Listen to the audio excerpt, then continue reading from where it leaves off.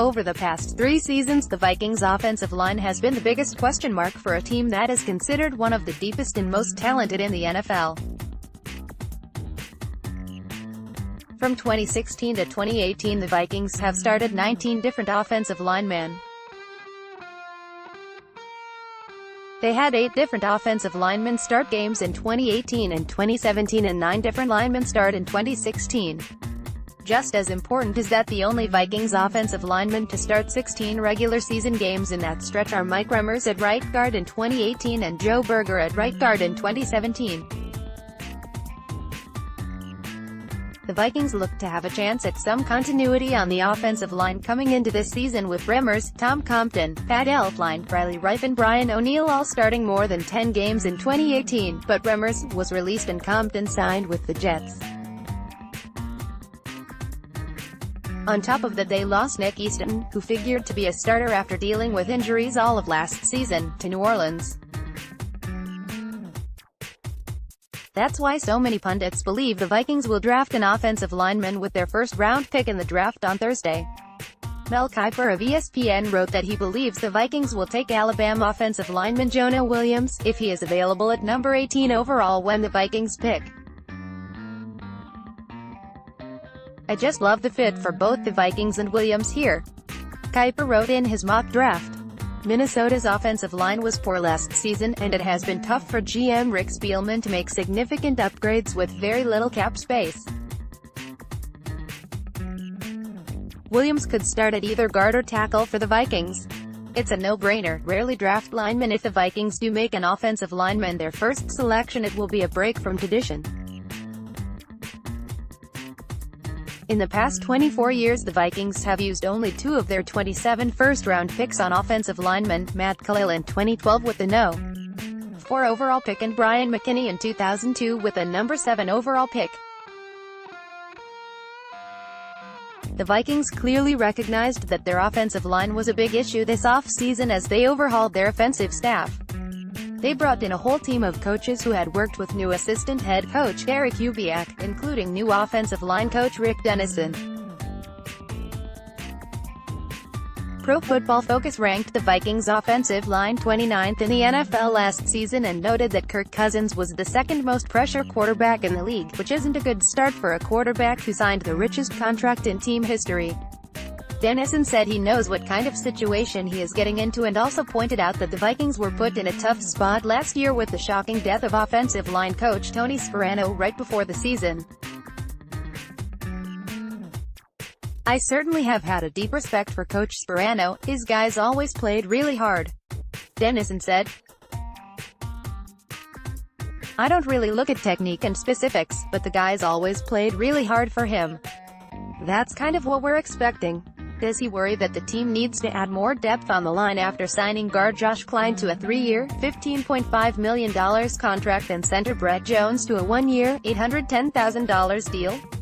"We'll get 5 somehow, some way, whether it's the guys here or mix and match," Dennison said. "We're still trying to develop all of that, and fill out the room and find the best 5 guys. Can you get football fans back?" Gophers athletic director Mark Coyle said he firmly believes this year we'll see an increase in Gophers football attendance after some disappointing seasons at the ticket window, including an average of 37,914 fans per game in 2018, their lowest mark since 1992. The most recent attendance data from the NCAA, from 2017, ranked the Gophers 8th in the Big Ten Conference with 310,506 fans at 7 home games, an average of 44,358. But that season, the distance between the Gophers and the 7th-ranked school, Iowa, was an additional 153,851 total fans for the Hawkeyes' home games. That gap was larger than the gap between the Gophers and Northwestern, which had the lowest conference attendance with 250,969 fans. How does Coyle feel about season ticket renewals this year? "Our season ticket renewals are out and people have been renewing," Coyle said. "We feel very confident that we'll have an increase in ticket sales this year, based on a couple factors. Obviously again winning 3 of those final 4 games and the excitement that coach P.J. Fleck and his staff have brought with their recruiting classes the past couple of years, that has been a big jolt to our program. Also our home schedule next year, we feel like we've got a really good home schedule. We have Nebraska, Wisconsin, Penn State, 3 home games right there that will generate a lot of interest. We're trying to be creative and earn people back to TCF Bank Stadium. Jottings: the Twins were sold for $44 million in 1984. Forbes magazine put their value at $1.2 billion this month. The Twins were ranked number 23 overall in value, and have the 3rd highest value in the American League Central behind the White Sox, $1.6 billion, and Detroit, $1.25 billion. Pro Football Focus ranks former Gopher Blake Cashman as the No. 4 off-the-ball linebacker in the draft on Thursday. Cashman earned a 90.0+ overall grade this past season and tested out as one of the most athletic linebackers in the class at the Combine, they wrote. PFF has Cashman going in the 2nd round at number 59 overall and former Gopher safety Jacob Huff going in the 6th round at number 197 overall. PFF said that Huff ranked 5th in overall grade and coverage grade among FBS safeties entering the draft. Vikings general manager Rick Spielman on how busy this time of year is for the team's front office and coaching staff as they prepare for the draft. It has been a grind, but it's the most exciting time of the year.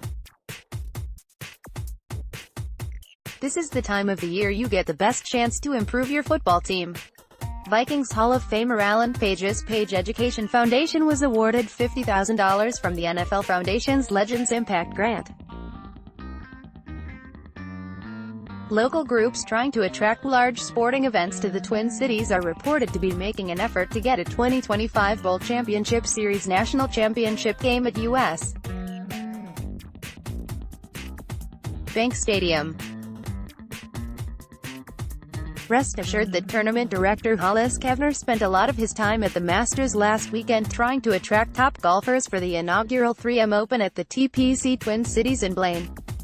That event will be held July 4 to 7.